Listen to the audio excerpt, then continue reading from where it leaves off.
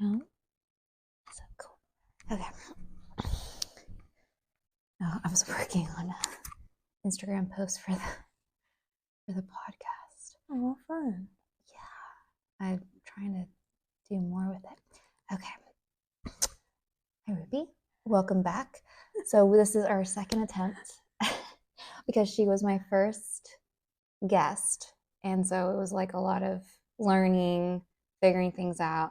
And you don't really know what to do with the podcast until you do it the first time. And then you're like looking over the footage and I'm like, no, this was crazy. I should have asked more questions, like the things you learn. So welcome back. Thanks. It's good to be here. So we're going to be talking about your infertility journey, all the good things, IVF, which is a hot topic right now in the United States. So for my listeners out there, this may be triggering to some of you. So don't feel pressured to have to listen or force yourself to listen to this. Take a break, stop listening, do what you need to do to like compose yourself, because there's just a lot going on in the United States with everything. Yes. And so before we even get to all of that, let's start with you and start from the beginning. Like, when did you figure out that you couldn't have kids? When did you decide to like, hey, let's do something about it? Infertility, let's see a fertility specialist, all the things. Yeah, so I was married previously to being married with my husband now, and I had been trying to conceive for a few years and it just never happened. I just didn't really think anything of it. I just figured it would happen at the right time. But when my husband and I got married, pretty much right away, I was like, we agreed, because I had known I wanted to be a mom ever since I was like in middle school, but we agreed. We're like, okay, it's time, like we're ready. Yeah. So we tried for a few months, it just wasn't happening. So I was like, okay, like it's been years for me at this point, like let's try to seek out treatment. So we went to an OBGYN, and then he did a test where they shoot dye up both fallopian tubes to make sure that if they're open and ready for a baby, or if they're closed, blocked by anything fluid. Of course, mine, both of them were blocked by fluid. It's called a bilateral hydrosalpinx, meaning there is fluid in there that's toxic, that if it was to spill out into the uterus, it's toxic to an embryo. So I would have had a miscarriage and I wouldn't have been able to carry a baby to full term. So what he decided to do is to refer me to a fertility specialist. And then what we decided to do kind of all together, and the best route was for me to do my egg retrieval first with my fertility specialist. Then after my egg retrieval, we then went ahead and took my tubes out, because they said I would probably have better outcome if I was to leave my tubes attached, do the retrieval that way versus taking them out and then doing the retrieval. So we did retrieval, then we did tubal removal surgery. Then after the tubal removal surgery is when we went ahead and did transfer. So we did use insurance for the egg retrieval portion because it's very, very expensive, whether you do insurance or not. Yeah. But yeah, so we ended up using insurance for that portion. Then I ran out of benefits at the end of the year, so then I couldn't use my insurance for the transfer portion of it, which is where they went ahead and essentially put the fully fertilized embryo into me. So my husband and I decided to ask, since we were doing self-pay, we asked my doctor if we could possibly do two, because we figured there was a better chance of at least one of them implanting and me being pregnant, versus if we just transfer one and that one doesn't stick, then that's it. But if we transfer two, then maybe at least one would stick. Yeah. We went for my 6-week ultrasound after I found out that I was pregnant, and found out baby A was there, growing, heartbeats normal. Baby B wasn't able to be seen. We saw a gestational sac, and then after I went back my 7th week, we saw baby B was there and heartbeats were normal on both.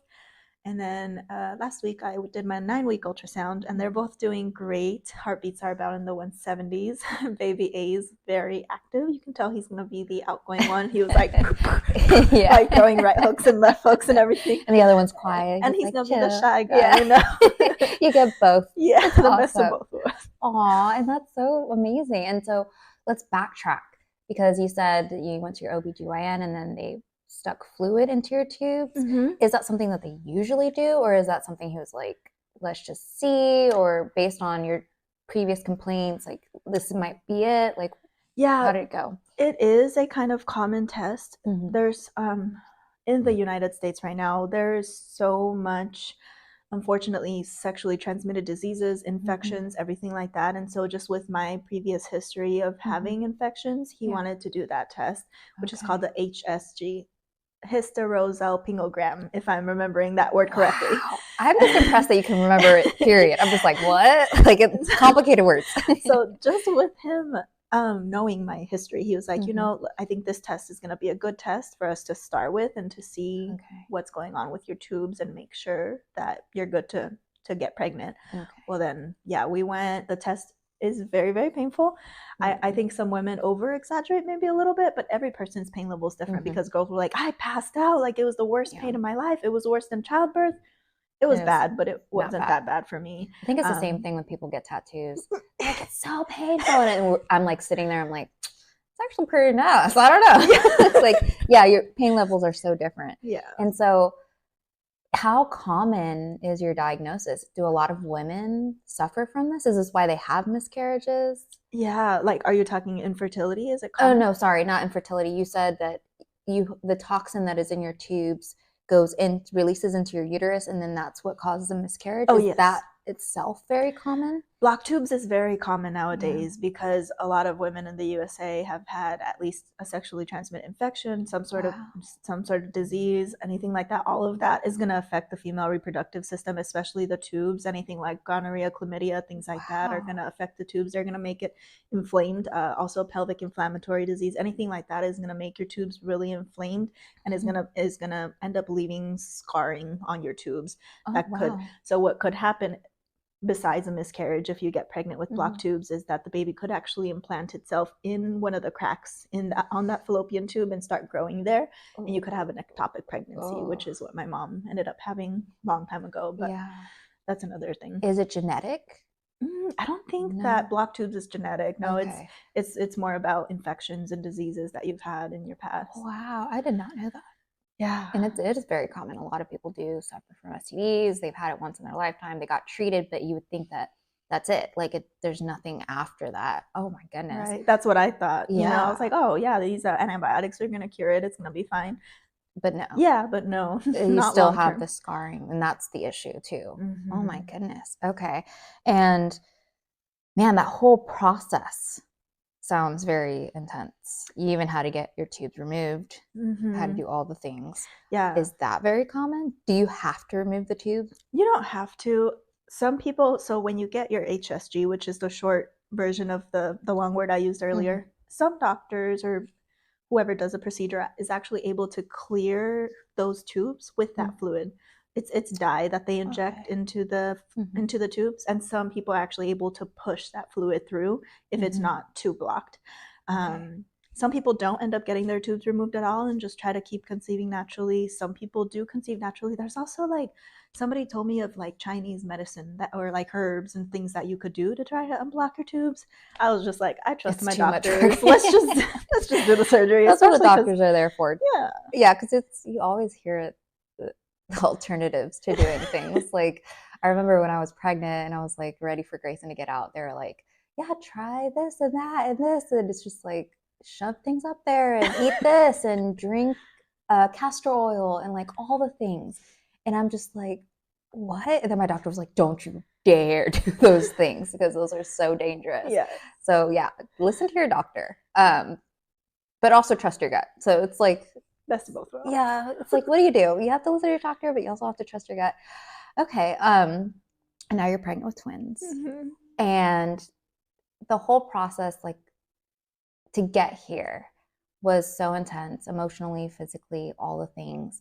And what was the waiting time? Like, was there even a waiting time from, I guess, like when you removed the tubes to when you did the transfer and all of that stuff? Was there a long wait time between each, I guess, part of the journey? Not too long. So after I was able to get in with my fertility specialist, and we did the egg retrieval. I think it was like 4 weeks, so like a month, and then I could do my tubal removal. After tubal removal, it was 6 weeks wait because I had a heel. It wasn't like a full incision. They did a laparoscopic surgery, which means it's just tiny incisions, one over my left side, pinhole incision over my right side, and then an incision in my belly button. And he put a camera down there and got his tools and got him out. So it was pretty crazy. Really cool. Yeah, he actually ended up saying after the surgery that it was one of the worst cases of hydrosalpinx that he had ever seen in his career, which is like pretty bad. Wow. And did that ever like cause any pain prior? Like, did you have painful periods? Do you have anything weird that was like, oh, this is not normal for, a girl, woman? And then you realized this was like associated to that issue? Well, like after I took the antibiotics to treat the infection that I had, I didn't have any symptoms that were related to my tubes being full of fluid. That's the thing. I didn't even know they were full of fluid. Like I have PCOS and endometriosis also. So like I had like painful periods and like things from that, but like never a symptom that was like, oh shoot, I think I have blocked tubes, I didn't know until he told me. Wow. And man, that's hard then, because you just never know until I guess you start the journey of wanting to get pregnant and then figuring it all out. And you said last interview that you are not allowed to go to a fertility doctor until a year plus. Yes. So if you're having miscarriages and you really want to figure it out and like conceive as quickly as you possibly can, you can't, because you have to wait a year and a half. Or a year plus, sorry. Well, with miscarriages, I don't know that, because I've never had a miscarriage. I just know about going to a doctor if you've been trying to conceive naturally. If you're having miscarriages, you could possibly find treatment sooner than a year. That would be a question to ask doctors. Okay. So you've never had a miscarriage? No, thank You God. just couldn't conceive. That was the issue. Right. Interesting. Okay. So, wow. So I could probably see a fertility doctor sooner than later. Okay, that's good to know, because I was like, man, waiting a year after all this it's hard. And a lot of people don't. It's not very common for someone to do IVF for various reasons. The expenses alone are just ridiculous, and then having to do IVF, the shots, all of the stuff, the doctor's appointments, it's just too much, too overwhelming. And someone that's looking out like me, sometimes we just don't know what to say in certain situations. Like there's probably people out there that have tried IVF and keep trying, and they keep trying transfers and nothing is sticking. Do you have any like advice or things that people should say or not say to someone that's going through IVF, who's going through infertility? Yeah, I think just offering support, honestly, saying, how are you today, checking in on your friends that have infertility and that are struggling with things like this, because it is hard. They compare it to the equal of having a cancer diagnosis. That's how mentally, physically, emotionally taxing it is on the body. So like for me, my friends, they ended up, when I did the surgery, they ended up doing a meal train for me, doing things like that, saying, hey, like what can we do for you to make your life easier? Can we bring you meals? Can we bring you food? Is there anything you need from us? If like that person ends up doing a puzzle fundraiser like me, just small little things, how you can help. Hey, can I donate $2 to your fundraiser? Like, things like that. Little things, just showing your support, being there for them. Because I was doing research, IVF alone can cost up to $30,000. Yes. Which is crazy to me, because that's like someone's salary out there. And yeah, it's difficult, and it's something that you really want, and sometimes people just don't have the finances to do that. And sometimes insurance does cover it, some of it, but then you have to self-pay the rest of it. And that's hard. I can't imagine the frustration that people feel when they're unable to do that. And you said that you were doing a puzzle donations. Yeah. And that is pretty cool. That's actually a funner way to do it, instead of being like, hey, give me money. Like you're like, hey, look at these puzzles. These are so cool. Yeah. And tell me more about that. Yeah, so what our insurance covered was like certain things, like for example, like the blood work and the monitoring appointments and things like that. Medications, we ended up getting bills for those. So we needed some money in the bank so that we could, when it was time to order my medications, you have to order them kind of like really fast because you have to take them on a certain date depending on your cycle.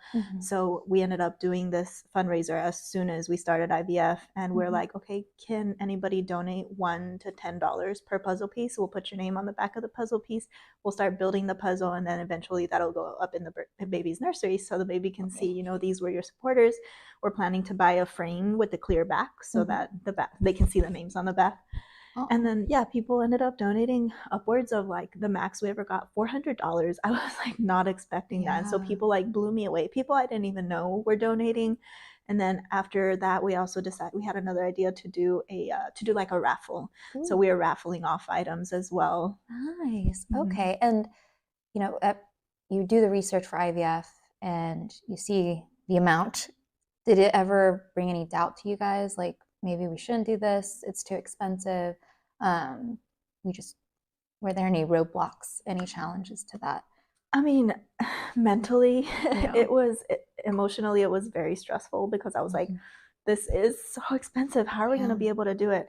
But also another part of me was like, it doesn't matter. Like, it's going to be all worth it. Like, this is something we want so much. This is like a dream of mine. Like, we got to do what we got to do, essentially. So we worked hard, multiple jobs, both of us. We saved a lot of money. We had friends, family help us, and we got there when we could. Yeah. Oh my goodness. And your period from, I guess, when you started IVF to when you officially got the hey, you're pregnant with twins was 6 months. 6 months. Right. Yeah. Is that normal?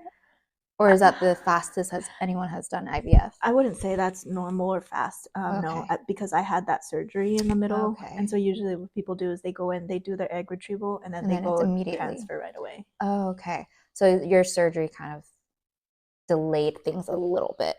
Have you ever heard of someone that's been in IVF longer than that, like years and years? Is that even a thing? Oh yeah, it's so common to have people do transfer after transfer after transfer, and for it to fail and keep failing. And so people have to end up doing additional testing, which can be thousands of dollars, to find out, okay, why are my transfers failing? And so I'm like super lucky and blessed, because for me it worked on the first time, which like doesn't happen to everybody. Wow. I'm a part of a group of girls that all transferred around the same time I did, the same week of the 1st of January, and they're all like, this is my 7th transfer, this is my 3rd transfer. Wow, that is crazy to me. And that's sad. And they're putting all this money just to have a kid, like, and I was talking to Josh about this a few days ago, because you know, certain things were happening, and I was like, there are people out there popping kids left and right and then leaving them in the foster care system, and there's people literally struggling in this world that can't conceive, and they have to do all of this just to have a bundle of joy. And I'm like, it's not fair. It is not fair. It's not fair at all. Like, literally so many kids in the foster care system, people are struggling. Like, it's just so sad to me. And like, I remember when we first met, I don't know if I knew that you were pregnant then, or was it the day that you found out you were pregnant? We met the day I found out I was pregnant. So I told you that. And I remember, guys, I'm not a crier. I do not cry. You can even ask Josh. I'm not a crier. I don't show emotions. I'm very like poker face. And I remember I met up with her. She showed up before me, which is also very rare, because I'm always like early to every place. And she beat me to Starbucks, already had her stuff. And we sat down, and I think I was talking about like me getting pregnant. And then she was like, I'm pregnant. And I was like, what? And like, I was just so like happy and sad, because I was just full of joy, and I didn't even know her. And I was just like crying, like, that's amazing. Like, it was so great. And you were pregnant with twins. I was like, this is great. And then you kept sending me, the pictures of the pregnancy test. Because we were both very like eager to know the results. And you kept showing me day after day, and it was just like getting pinker and pinker and clearer and clearer. And I was like, oh my goodness, like, so exciting. And it is exciting when you get to see that it just keeps getting darker and darker, instead of vice versa, you know? Yeah. And then you went for your ultrasound, or you went for your blood work. Yeah. and they told you, yes, you're pregnant, which was so exciting, even though you already knew, like it was clear as day that you were. And then the ultrasounds. I don't know, like not a lot of people get pregnant with twins, but seeing your ultrasounds with two babies just gets me all emotional. Like I barely got emotional with my own pregnancy, and I'm getting emotional over your pregnancy. That's the sign of a true friend, y'all. Yeah, it truly is, because I'm just like, oh my God. And I get so emotional. I watch your videos over and over again because I'm just like, this is such a blessing. This is so exciting. And I remember I asked you, like, I think it was that day that we met at Starbucks. I was like, are you prepared for twins and blah, blah. You're like, yeah, I got everything. I got two of everything. I was like, what? Pretty much, yeah. Already? And it was just so like nice. You were just so positive about it, so happy. And then even when certain things came up, you were still like, it's gonna, God has me. This is all part of God's plan. Like you were just so positive with each step, with each part of this journey. And I don't see that often. I see the opposite. I see, oh, I'm pregnant with twins. Oh no, I don't want to be pregnant with twins. Or, ooh, I'm pregnant again. Oof, I don't want to be pregnant again. I'm like, I wish it was that easy. Like I wish I could get pregnant and, do all the things. And I remember another sign of a true friend, people. I had two miscarriages back to back, and I was really, really upset. And I remember you were one of the first people besides Josh, because I kept showing you the pregnancy sets. I'm like, do you see it? Do you see it? Like I was just like so excited, because I had a miscarriage in December, and it was hard. And like people that I thought were friends, they were not there for me. They were actually the opposite, and it was just like a really hard time for me. And then somehow, some way, when I went to go to my doctor's appointment, because they were going to check for after the miscarriage to make sure, all the tissues and things were out, they saw that I was pregnant again. Don't recommend, people. You're not supposed to do that, which I did not know. And I remember I got pregnant again. I was just, anxiously waiting for that clear, beautiful line, and it just was always so faint. And I remember when I finally figured out, like, not figured out, but I found out that this was just not going through. I was really, really upset. And you came to my house that day, and I don't know what we were doing. Maybe it was the play date or something. Anyways, you were just chilling on the couch with me, which was so nice.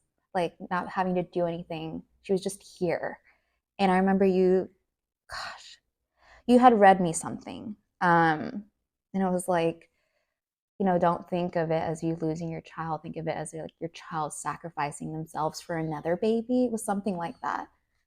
And like at the moment, like it didn't really sink in, but I remember in the shower, like afterwards, it like sunk in. And I was just like, oh my God, like that's what I needed, And that's how you are there for people, because like I've had friends that told me I was grieving too much, or that I needed to stop, that it didn't count, like all the horrible things.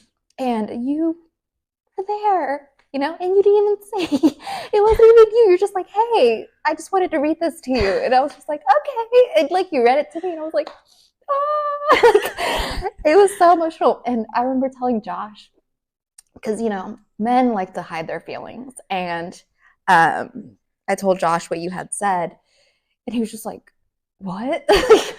That's amazing. And he got emotional, and I was just like,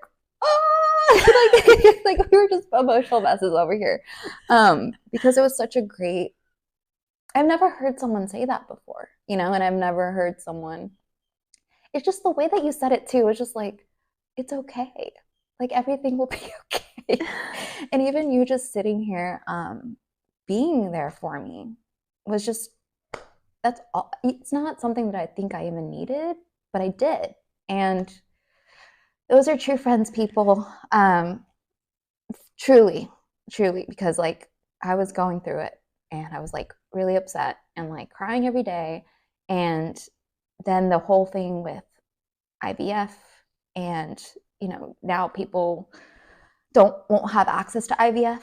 I was just like, great. Like add that to the list of things. But I just read that in Texas, they are protecting it. So if you're in Texas, you can do IVF here as of right now. Yes. So he is supporting it. Governor Abbott is like, yes, we'll protect it. We're supporting it. Like, you can't take this right away from us, which is so breath of fresh air to hear, because I was terrified when I started hearing about a lot of people won't be able to do IVF. Yeah. And that's like not their last resort, but a lot of people are counting on it, or a lot of people are in the middle of it. And it's like they wasted all this money, not wasted, but they put all this money towards this, and now they're being told that they can't even finish it. They can't even continue with the process. It's just like so heartbreaking. And so you're not alone in that. And speaking of, how can you make sure that people aren't alone? Like, instead of asking for help, because I am a big person, like, I don't like asking for help, or I don't like, now after everything that's happened, I don't want to complain. I don't want to show that I'm grieving. I don't want to do any of the things. I want people to think I'm happy dappy, but really I'm not. Like, how can people support you during this time? It comes with you sharing with people first. Once they find out you're going Ooh. through infertility, that's when Mm-hmm. they just need to provide their support and just be there for you. Because this journey can feel so isolating. You Mm-hmm. just feel so alone.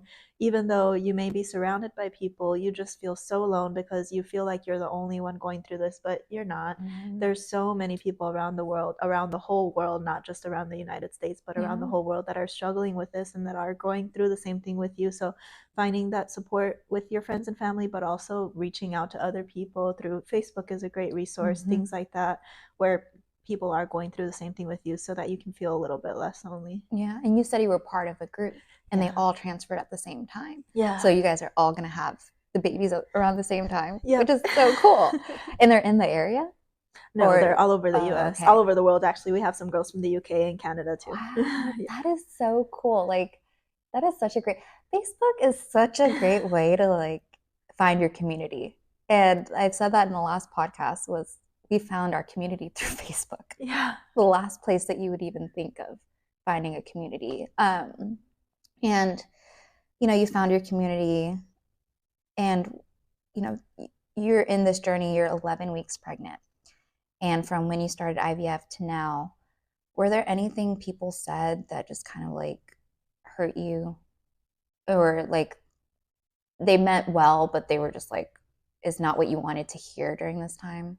And how did you handle it? Yes. I think the thing that I heard the most was just try to relax and you'll get pregnant. And I Mm-hmm. hate that because, first of all, that's a common misconception. Stress does not affect fertility at all. You can't just relax and get pregnant. Yeah. And I hated when people said that because it's not true. And so I would just kind of grin and bear it in the moment and be like, but then turn Yeah. around and be like, so What the heck? ridiculous. Yeah. Like, And people say that all the time. People said it during like my pregnancies. They would be like, just relax. You wouldn't have had a miscarriage if you just relaxed. You can't get pregnant now because you're just not relaxing enough. And I'm like, what? Like, how are you so, even if that were true, how are you supposed to relax? right. Like, you're going through so much, and like, it's hard. Like, I hate when people say that, like, you're too stressed out, honey. Like, sit down, read a book. And I'm like, y'all don't understand. Like, I have a toddler. He runs around all day. He's refusing his naps now, which he was just talking a second ago. I wish y'all could hear him. But it's hard, and people do say, even doctors say that all the time. My doctor said I wasn't relaxing enough. And it's just kind of like, how do you relax? Tell me, doctor. How do I relax with all this stress and all of things? And just like, it's just ridiculous to me when people say that. Yeah. So don't tell people to just relax. No one wants to hear that. We're trying to relax. Was there anything else that people had said that was just like ridiculous? I don't think so. I think that was the only thing that I ever heard that I was like, what? Like, dumb. Yeah. Dumb. And so your case was a little different because you did have to get that surgery. Can you kind of walk me through like the highs and lows throughout this journey? Because I know it, after the transfer, it is kind of a waiting game a little bit, and you're nervous and you're like, what's going to happen? You spent all this money. Just kind of like walk me through those highs and lows, and then you found out you're pregnant. Like, that's a wonderful high. Yeah, I think there was definitely a lot of highs and lows. So we'll start at the very beginning when I found out the two things that were preventing me from having a baby. The two likely contributors were thyroid issues. I actually have hypothyroidism. I cried. I was really upset when I found out. I actually found out when I was at my house. I got the results and I read from the doctor that this is an indication of fertility issues. So I researched on the medicine, which is called levothyroxine. That's the one I'm taking, and found out the side effects, and I cried a lot. So that was definitely a low point as well. And then next time I went to go meet with my doctor and found out that my tubes were blocked, I cried a lot in the office, a lot. And my husband and mom were there to comfort me, but I cried a lot because I was like, I'm never going to be able to have a baby naturally. Never, ever. I have to do IVF always. So that was definitely a low point. And then later when we went home and my husband and I were showering, we showered together. Keep the romance alive. But yeah, I had a whole panic attack. Like I was straight up in the shower, like hyperventilating, like crying and just like soaking into him. And he was like, just breathe, honey, breathe. He was like blowing on my face so I could breathe because I couldn't breathe. I was like, I'm trying to breathe, but I was so upset. This is life changing. That was my lowest point ever. And then I think my high point was finding out that I had 18 eggs that were retrieved during my egg retrieval, which is a lot. Usually people, they start out with like 9 and end up with like 1 that they can transfer. I started out with 18, huge. And then after that, they went through the fertilization process. I ended up with 9 healthy, genetically tested embryos. And that was a high point because I found out that I was actually wanting a boy first and then a girl. Just that's what I was praying to God for. I had 7 boys and 2 girls, and it was funny. And God's but it was like boys. He was like, "Yeah, you want boys? Here you go, 7 of them." And then yeah, so that was definitely a high point. And then the next high point I think was I mean, it was kind of a low point when I got the surgery. I was very, very scared, especially because my doctor was like, all right, I'm going to tell you all the side effects, possible death. And I was like, whoa, like, you don't tell people that. Like, I know you have to tell, but you don't, maybe say it in like a better delivery, like the chances of you dying are like this. Very slim. No, but he was like, possible death. And I was like, bruh. And so like, it was stressful. And I was scared when I was going into that surgery, but I was like, like you said, I was just relying on God through this whole process. And I was like, if it's my time, then it's my time. But I don't think so. The way God has blessed me already with like 18 and like all that stuff, God has just been looking out for me through this whole process, like so much. So then that was kind of a, I guess, neutral, but kind of low point. And then the next high point was doing the at-home pregnancy test, which I wasn't supposed to do. The fertility clinics, they want you to wait until beta, because if you get a negative test and it's too early and you don't have enough HCG in your system, then you could get a false negative and you could be upset, and that's going to affect the baby. So they want you to wait until beta day, which is when they do that blood test. But I have thyroid issues, and my thyroid doctor, my endocrinologist, is like, you call me as soon as you find out you're pregnant so that we can up your levothyroxine dose. So I did that home pregnancy test, and I was like, so I was closing my eyes, and my mom was there, and she was like, she was going to see one, I was going to see one. So, and my poor mama is actually, she's losing some of her vision, so she couldn't see. Oh no. But I saw. The line was very, very faint. So she's like, what? Like, I can't really see. And I was like, oh my goodness, I think that's 2 lines. She's like, what? Yeah, she's like, what? I can't see anything. I'm like, Mom, they're there. Like, it's a very faint line, but it's there.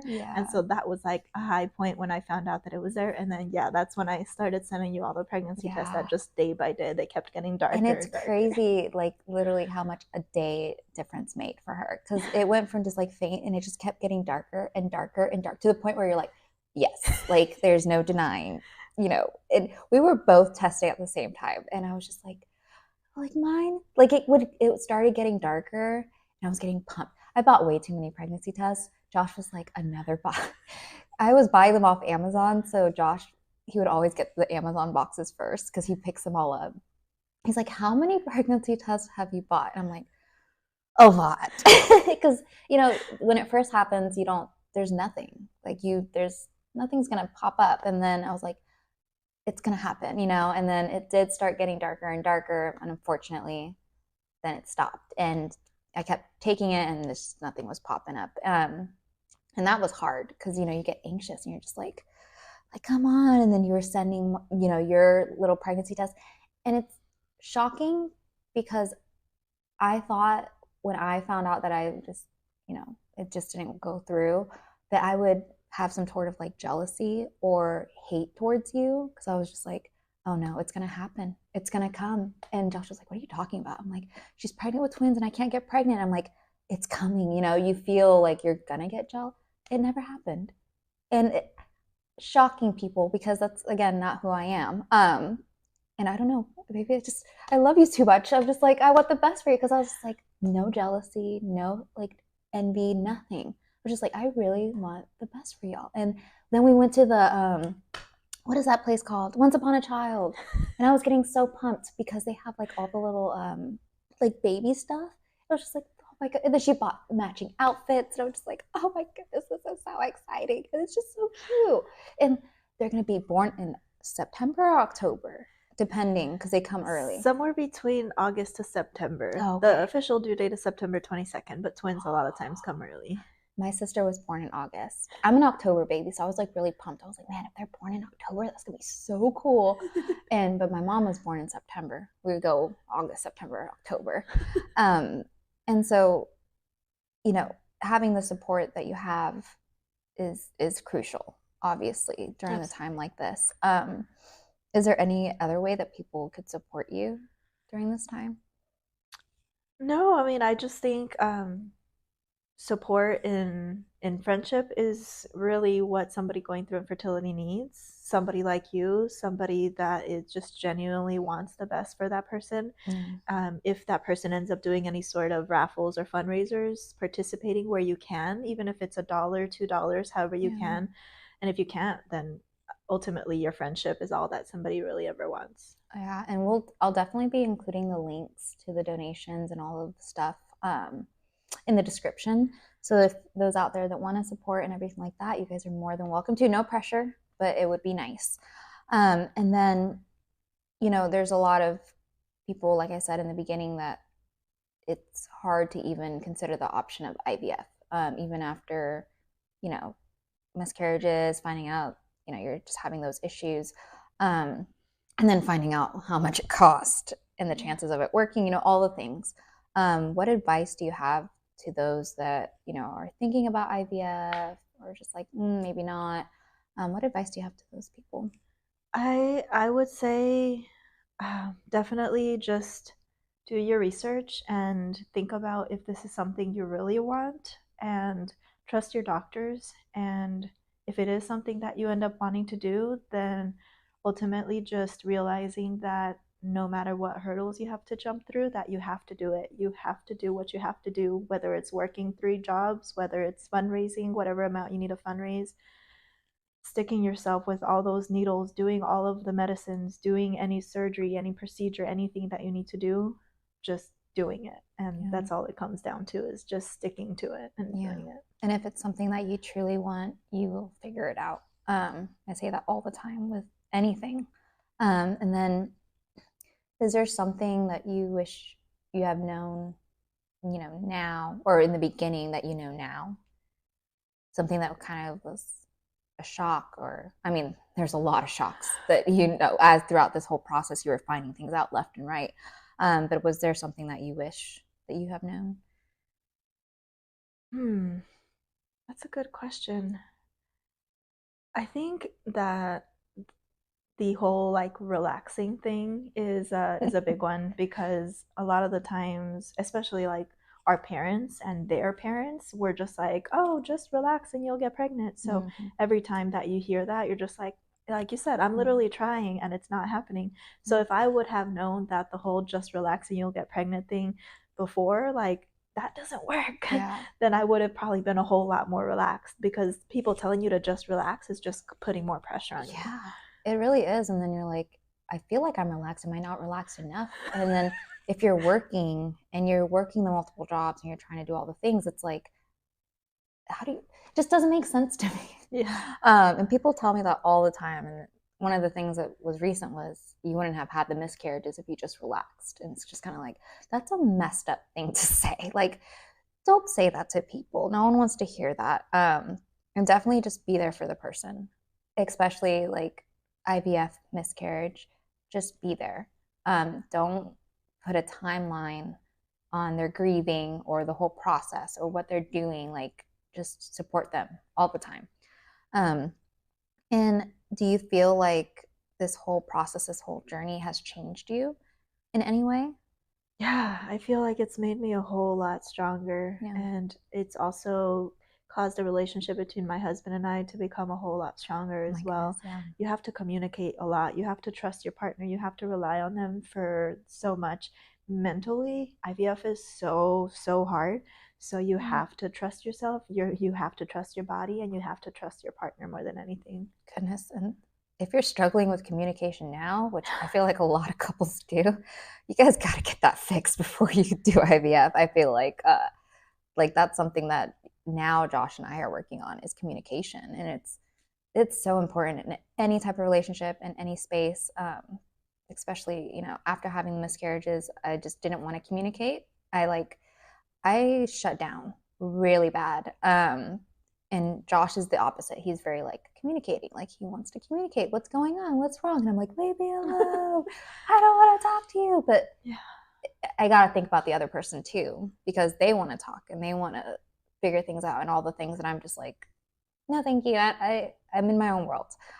So communication, Yes. top priority. And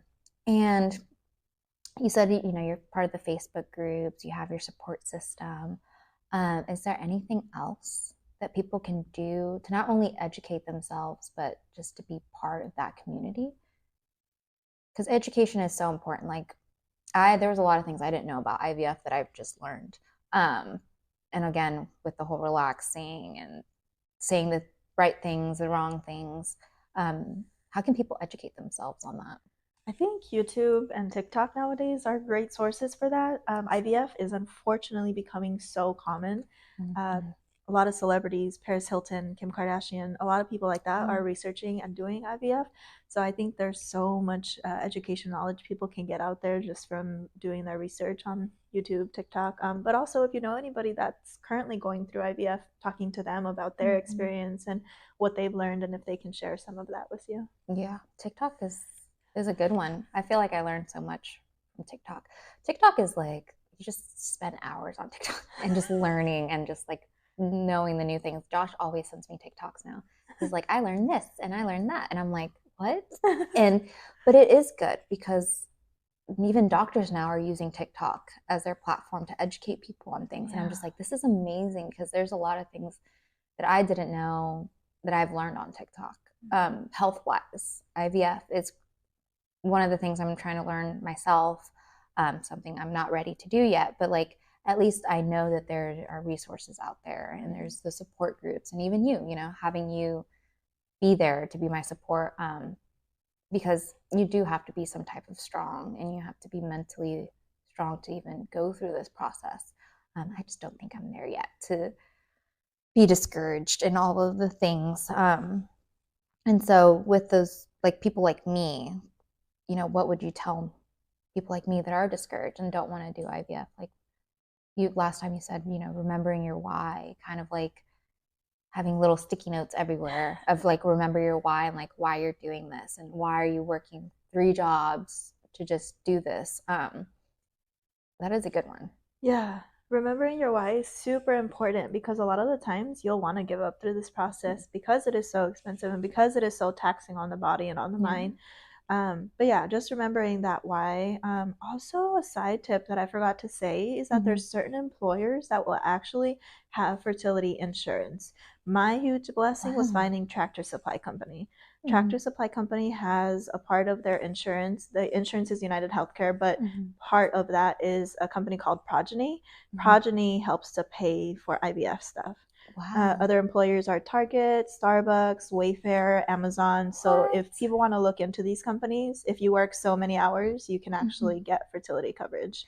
That's amazing. I feel like everyone should be doing that. Yes. That's crazy to me. And so you got lucky. Yeah, I got blessed for sure. Wow.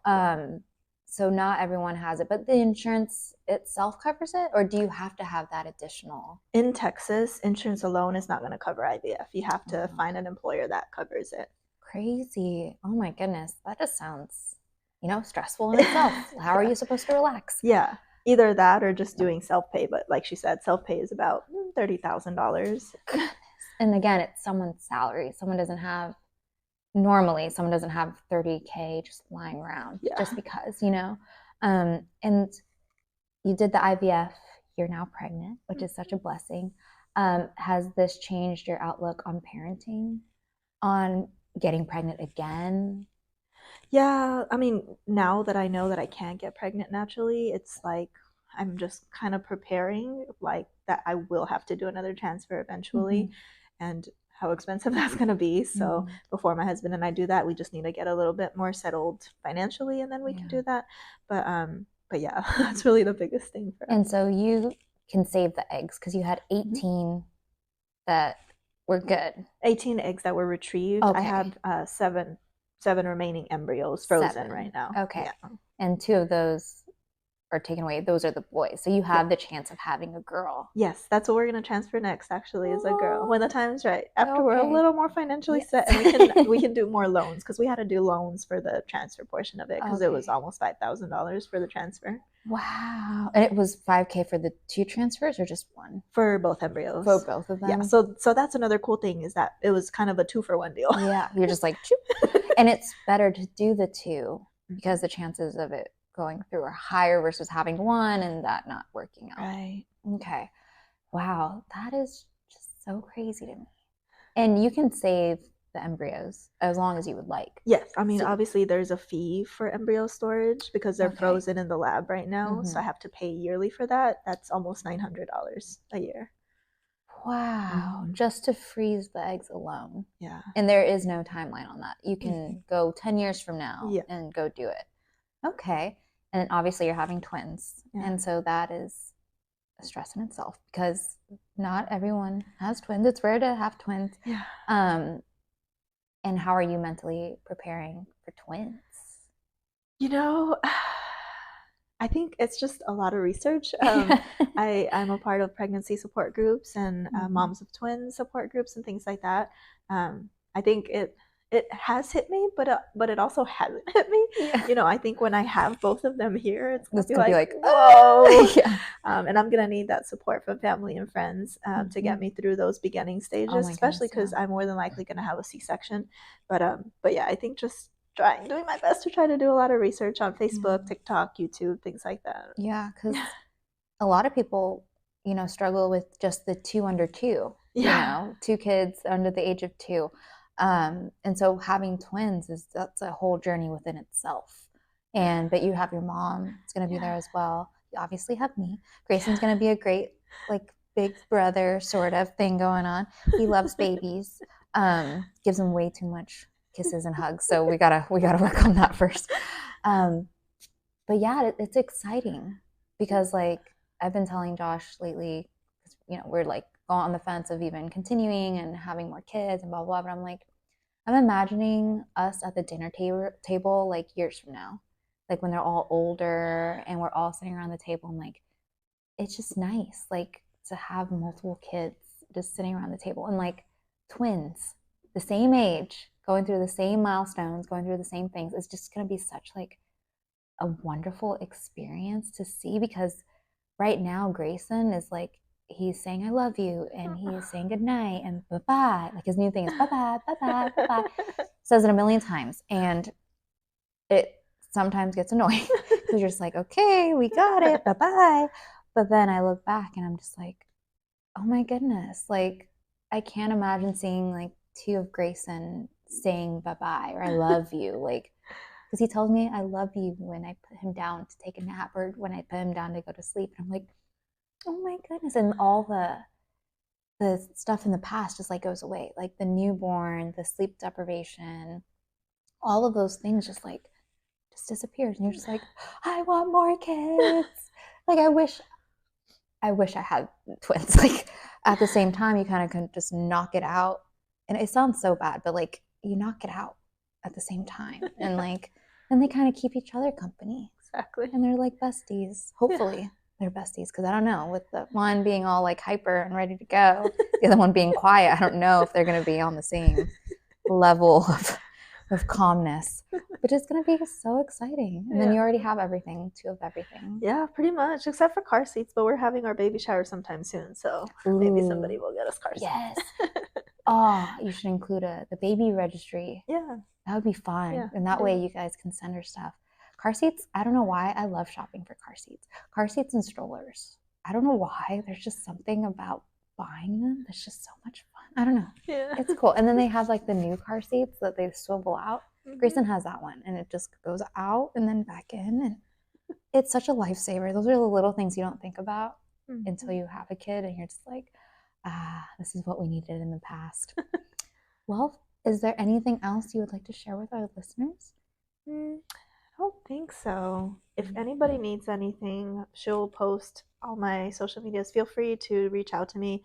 IVF can be daunting, and there's a lot of questions somebody might have. So if anybody out there has any questions, I would love to answer some of those questions for you. And don't hesitate to ask questions, because I know some people are like shy and they get nervous and they're like, oh, I don't even want to bother her.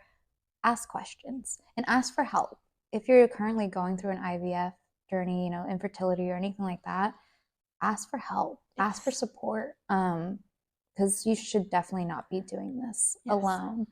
There's so many people out there that all you need to do is just ask, and even if it's just coming over and watching TV together, like some people, that's all they need is just some comfort, someone to be there. Yeah.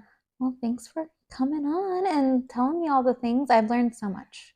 You're welcome. And again, you've just been such a blessing to me throughout all of this. And people need more Rubies in their lives, because you have no idea how great of a person you are. And you just being there. You don't even know. It's just like, just being there and just like, she's my little like cheerleader all the time. And we don't talk all the time, but she will be there. If I call her, she will be there. I just got so many things going on, and so we don't get the opportunity to talk all the time, but we are each other's cheerleaders. She's more my cheerleader than I am hers, because she supports me on literally everything, anything. She's got my back. So find more Rubies in your life, people. You definitely need it. And like she said, reach out to her. I'll be including all of her social media, all of the links down in the description. Don't hesitate to ask for help. Don't hesitate to just ask questions. If you're confused about something, Ruby is your girl to go ask. And then do your research. If you still are kind of on the fence of stuff, do your research and just don't get overwhelmed, because Google can be overwhelming sometimes with the amount of stuff on there. Great. Well, thanks. Thank you. Thanks for coming. Well, I guess that's it. Again, I will include everything in the description, and we'll talk soon. Oh no, my foot fell asleep.